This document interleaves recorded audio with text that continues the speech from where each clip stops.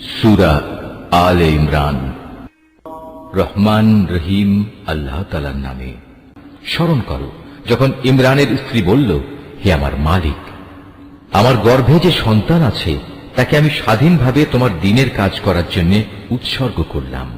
তুমি আমার পক্ষ থেকে এই সন্তানটিকে কবুল করে নাও।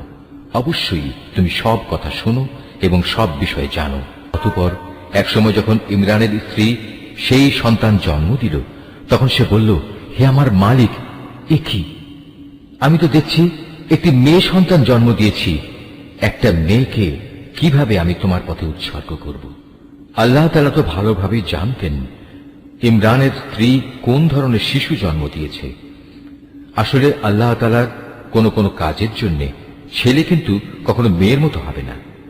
ইমরানের স্ত্রী বলল, আমি এই শিশুর নাম রাখলাম মারিয়াম, এবং আমি এই শিশু ও তার অনাগত সন্তানকে অভিশপ্ত শয়তানের অনিষ্ট থেকে রক্ষার জন্য তোমার কাছে আশ্রয় চাই।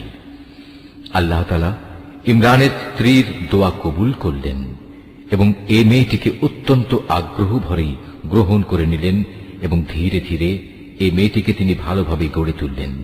আর সেজন্যই আল্লাহ তাআলা তাকে জাকারিয়ার তত্ত্বাবধানে রেখে দিলেন।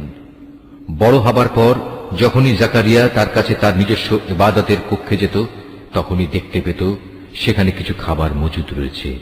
খাবার দেখে জাকারিয়া জিজ্ঞেস করত, হে মারিয়াম, এসব খাবার তোমার কাছে কোত্থেকে আসে? মারিয়াম জবাব দিত, এসব আসে আমার মালিক আল্লাহর কাছ থেকে। আর অবশ্যই আল্লাহ তাআলা যাকে চান তাকে বিনা হিসেবে রিজিক দান করেন।